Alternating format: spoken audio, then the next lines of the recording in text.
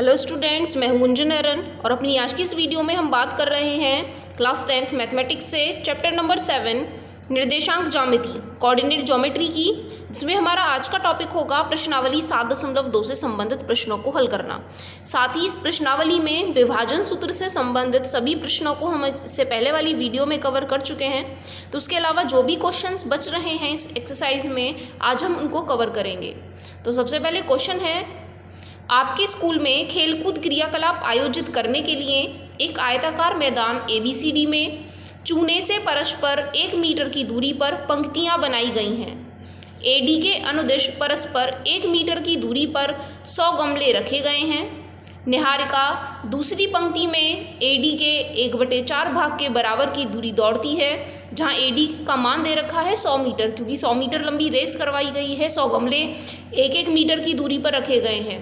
तो निहारिका वहां दूसरी पंक्ति में AD के 1/4 भाग के बराबर की दूरी दौड़ती है और वहां एक हरा झंडा गाड़ देती है। प्रीत 8वीं पंक्ति में AD के 1/5 भाग के बराबर की दूरी दौड़ती है और वहां एक लाल झंडा गाड़ देती है। दोनों झंडों के बीच की दूरी हमें ज्ञात करनी है। अब यहाँ हमें निर्देशांक खुद ज्ञात करने होंगे और उनके बीच की दूरी ज्ञात करनी होगी दूरी सूत्र की मदद से।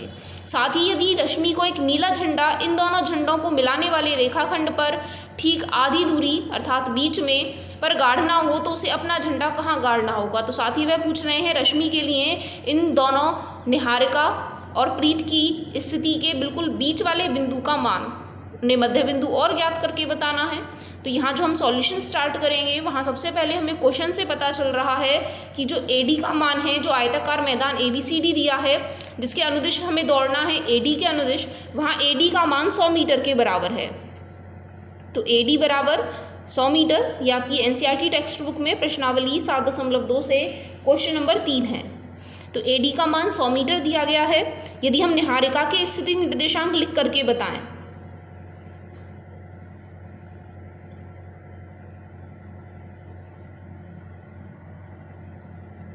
तो निहारिका के स्थिति निर्देशांक को हम n से प्रदर्शित कर सकते हैं, जो कि बराबर होंगे, क्योंकि निहारिका दूसरी पंक्ति में दौड़ रही है इसीलिए x वाला मान उनका 2 होगा और AD के 1/4 भाग के बराबर दौड़ती है और AD का मान दे रखा है 100, तो AD के 1/4 भाग के बराबर यदि हम इन्हें हल कर लेते हैं तो हमें स्थिति निर्देशांक पता चल जाएंगे 2,25।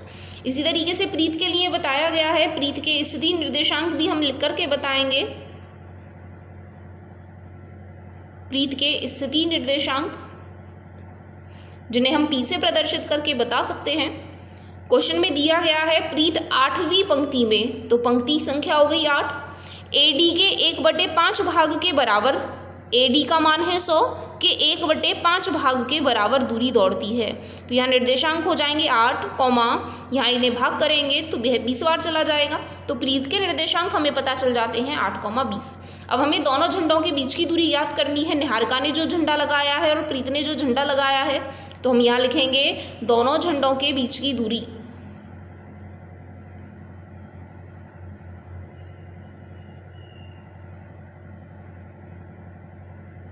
जिसे हम NP द्वारा ज्ञात करके बताएंगे। तो यहाँ N के निर्देशांक हमें दे रखे हैं 2,25 और P के निर्देशांक दे रखे हैं 8,20।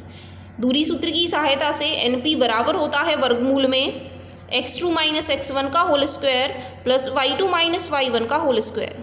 ये x1 y1 है और यह दिए गए मान x2 y2 हैं। यदि हम इन सभी मानों को फॉर्मूले में यहाँ पुट कर लेते हैं तो हमें यहाँ मिलेगा x2 का मान 8, x1 का मान 2 का होल स्क्वायर, y2 का मान 20 माइनस y1 का मान है 25 का होल स्क्वायर।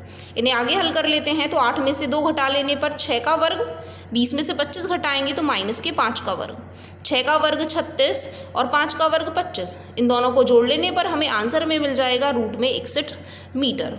तो NP दोनों झंडों के बीच की दूरी का मान हमें पता चल जाता है रूट 61 मीटर। साथ ही हमें रश्मि के स्थिति निर्देशांक और ज्ञात करके बताने हैं। अब रश्मि इन दोनों के बिल्कुल बीचों बीच में, दोनों झंडों के बिल्कुल बीचों बीच में अपना झंडा लगाती है। तो NP का यदि हम मध्य बिंदु ज्ञात कर पाए तो हमें रश्मि के भी स्थिति निर्देशांक पता चल जाएंगे। तो यहाँ लिखेंगे रश्मि के स्थिति निर्देशांक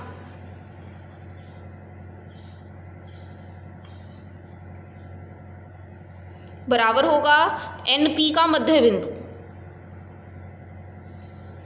यदि हमें NP का मध्य बिंदु निकालना है तो उसके लिए फॉर्मूला होता है x1 + x2/2, y1 + y2/2। यहाँ x1 y1 और x2 y2 यही काम कर रहे हैं। x1 का मान रहेगा 2, x2 का मान 8/2, y1 का मान 25 और y2 का मान 20/2। यदि हम इन्हें और आगे हल करते हैं तो इन दोनों को जोड़ लेने पर हो जाएगा 8 और 2 10, 10 का आधा 5। यहाँ 25 और 20 को जोड़ेंगे 45 और 45 का आधा करेंगे तो 22.5 हमें मिल जाएगा। इसका मतलब है रश्मि को अपना झंडा 5वीं पंक्ति में और 22.5 मीटर की दूरी पर गाड़ना होगा। तो ये हमें पता चल जाएगा रश्मि के लिए स्थिति निर्देशांक। यही लाइन आप यहाँ नीचे लिख करके भी बता देंगे, रश्मि को अपना झंडा 5वीं पंक्ति में 22.5 मीटर की दूरी पर लगाना होगा। इस तरीके से क्वेश्चन कंप्लीट हो जाएगा। नेक्स्ट क्वेश्चन है, यदि बिंदु 1,2, 4, x, 6 और 3,5 इसी क्रम में लेने पर एक समांतर चतुर्भुज के शीर्ष हैं। तो हम यहाँ एक समांतर चतुर्भुज बना करके प्रदर्शित कर लें और इन निर्देशांकों को यहाँ लिख लें जो जिसके निर्देशांक दिए गए हैं। माना यह समांतर चतुर्भुज ABCD द्वारा प्रदर्शित किया जा रहा है, तब A के निर्देशांक 1,2, B के निर्देशांक 4, C के निर्देशांक x, 6 और D के निर्देशांक 3,5 दिए गए हैं। तब हमें x और y के मान याद करके बताने हैं। तो यहाँ जो हमें थ्योरम इस्तेमाल करनी है, हमें यहाँ इस्तेमाल करना है कि समांतर चतुर्भुज के जो विकर्ण होते हैं वह परस्पर समद्विभाजित करते हैं। यदि हम इन विकर्णों को मिला लेते हैं तो यह जिस बिंदु पर काट रहे हैं वहाँ इनका समद्विभाजित करने वाला बिंदु हमें प्राप्त होगा। अर्थात A से लेकर के यहाँ तक का भाग, यदि हम इसे नाम दे दें O, से लेकर के C तक का भाग दोनों आपस में बराबर होंगे। इसी तरीके से OB और OD वाला भाग भी आपस में बराबर होंगे। तो समांतर चतुर्भुज के जो विकर्ण होते हैं वह परस्पर समद्विभाजित कर रहे होते हैं। अर्थात इन दोनों का मध्य बिंदु भी O ही होगा और इन दोनों का मध्य बिंदु भी O होगा। अब हम यहाँ क्या करेंगे, सबसे पहले AC का मध्य बिंदु निकालेंगे तो O के निर्देशांक हमें पता चलेंगे। ऐसे ही हम BD का भी मध्य बिंदु निकालेंगे तो हमें बिंदु O के ही निर्देशांक पता चलेंगे। हम दोनों ही डायगोनलों से, दोनों ही विकर्णों से इसका मध्य बिंदु निकालेंगे और दोनों मानों को बराबर रख लेने पर, क्योंकि दोनों के दोनों ही O के ही निर्देशांक बता रहे होंगे और x और y के मान हम ज्ञात करके बताएंगे। सबसे पहले हम यहाँ उस प्रमेय को लिख करके बताएंगे जिसका हमें इस्तेमाल करना है। समांतर चतुर्भुज के विकर्ण परस्पर समद्विभाजित करते हैं।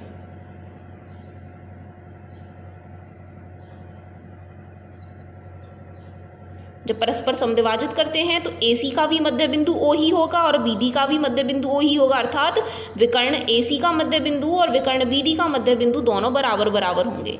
विकर्ण AC का मध्य बिंदु बराबर होगा विकर्ण BD का मध्य बिंदु।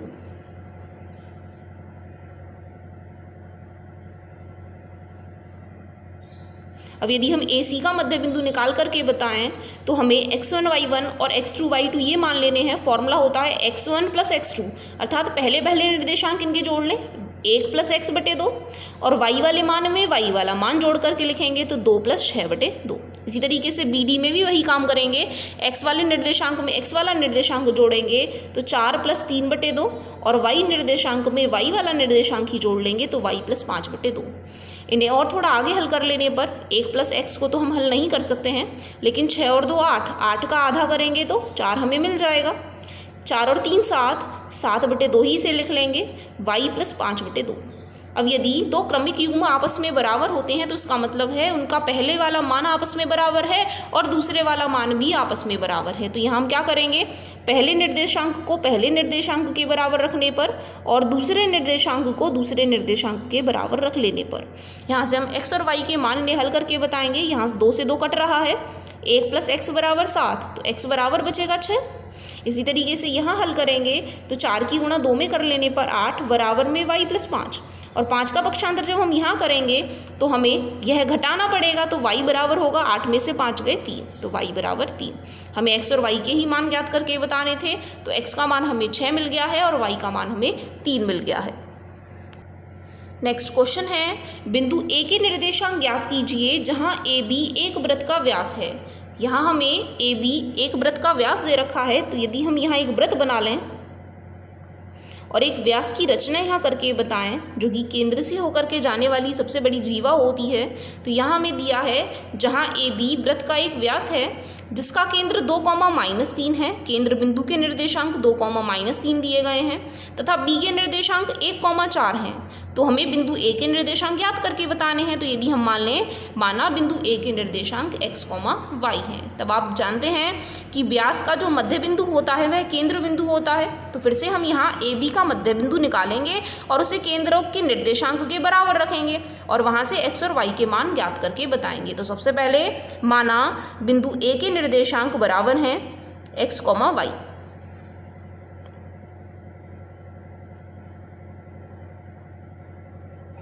बराबर हैं x, y। तब ए बी के मध्य बिंदु के निर्देशांक बराबर होंगे ओ के निर्देशांक। ए बी के मध्य बिंदु के निर्देशांक बराबर होंगे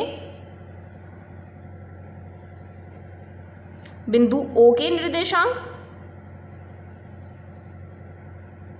अब यदि हम ए बी के मध्य बिंदु के निर्देशांक निकालें तो पहले वाले निर्देशांक में पहले वाला अर्थात x वाले मान में x वाला मान जोड़ना होता है और y वाले मान में y वाला मान जोड़ना होता है। और o के निर्देशांक हमें पहले से दिए गए हैं 2,-3।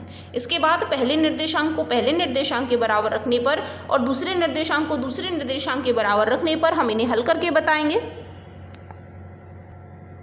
तो यहाँ हमने पहले और दूसरे निर्देशांक को क्रमशः दिए गए दोनों निर्देशांकों के बराबर रख लिया है।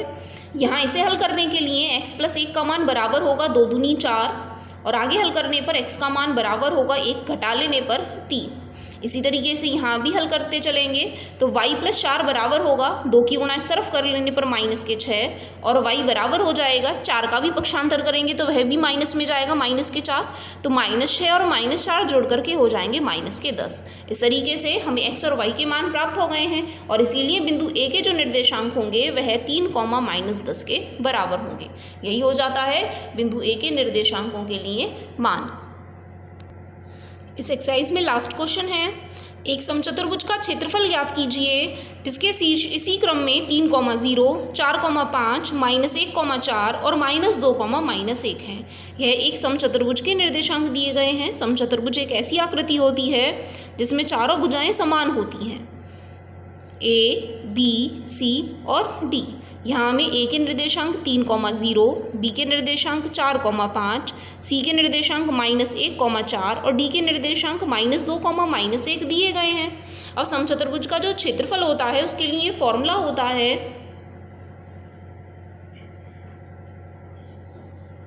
समचतुर्भुज का क्षेत्रफल बराबर होता है 1/2 विकर्णों का गुणनफल।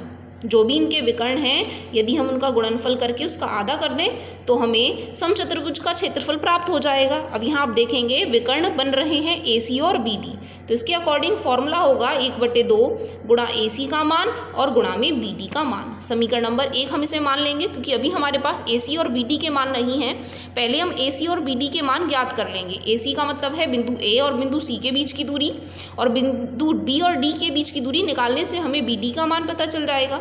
तो सबसे पहले निकालेंगे AC के बीच की दूरी। तो A का मान है 3, 0 और C का मान है -1, 4। तो AC का मान बराबर होगा वर्गमूल में x2 - x1 का whole square plus y2 - y1 का होल स्क्वायर। अब ये हो गए x1 y1 और यह मान हो गए x2 y2। सभी के मान यदि हम यहाँ लगा लेते हैं तो x2 का मान है -1, बीच में माइनस, x1 का मान है 3 का होल स्क्वायर, y2 का मान है 4 माइनस y1 का मान है 0 का होल स्क्वायर। इन्हें और आगे हल करेंगे तो -1 और -3 माइनस के 4 का वर्ग और 4 से 0 घटाएंगे तो फिर से 4 का वर्ग, 16 है प्लस 16 है, जोड़ करके हो जाएंगे 32। और 32 को यदि हम गुणनखंडन करके देखें तो 4 के जोड़े बन रहे होंगे, 4 गुणा 4 गुणा 2 मिल रहा होगा। तो एक 4 को बाहर निकाल लेंगे और 1 2 अंदर रह जाएगा क्योंकि 4 चौक 16 दूनी 32 पूरा हो जाता है। अब ऐसे ही निकाल करके बताएंगे बिंदु बी और डी के बीच की दूरी। तो बिंदु बी के निर्देशांक हैं 4, 5 और डी के निर्देशांक है -2, -1। तो बी डी का मान ज्ञात करने के लिए फिर से वही हम फॉर्मूला लगाएंगे x2 - x1 का whole square plus y2 - y1 का होल स्क्वायर। ये हो गए हमारे x1 y1 और ये हो जाते हैं x2 y2। फिर से यहाँ सभी के मान लगा लेने पर वर्गमूल में x2 का मान है -2 x1 का मान -4, बीच में माइनस था, y2 का मान -1, फॉर्मूले का माइनस, और y1 का मान है 5 का वर्ग। इन्हें आगे हल करेंगे तो -2 और -4 हो गए -6 का वर्ग, ऐसे ही -1 और -5 भी हो गए -6 का वर्ग। इन्हें आगे हल करेंगे तो यहाँ से हल करने पर हमें मिलेगा बराबर में -6 का वर्ग लिखेंगे तो 36 + 36 बराबर हो जाता है जोड़ करके 72, और 72 के यदि गुणनखंडन करें तो 6 का जोड़ा बन जाएगा, 6 बाहर निकल आएगा और रूट में 2 अंदर बच जाएगा। अब यदि हम समीकरण नंबर 1 में AC और BD के मान लगा देते हैं तो समीकरण 1 से समचतुर्भुज का क्षेत्रफल बराबर था 1/2 AC गुणा BD के। वह मान बराबर होगा, AC का मान है हमारे पास अभी हमने निकाला 4√2 के बराबर, और BD का मान अभी निकाला तो 6√2 हमें मिला था। यदि हम 2 से 4 को काट लेते हैं 2 बार तो यहाँ 6 दूनी 12 है, और √2 की गुणा √2 में कर लेने पर 2, कुल मिलाकर के हमें मान मिल जाते हैं 24, और क्षेत्रफल का मात्रक होता है वर्ग मात्रक। तो यहाँ दिए गए समचतुर्भुज का क्षेत्रफल हमें प्राप्त हो जाता है 24 वर्ग मात्रक। इस तरीके से ये क्वेश्चन कंप्लीट हो जाता है और एक्सरसाइज भी कंप्लीट हो जाती है। हम नेक्स्ट एक्सरसाइज त्रिभुज के क्षेत्रफल की बात करेंगे इससे अपनी अगले वाली वीडियो में। तो आज के लिए इतना ही, धन्यवाद।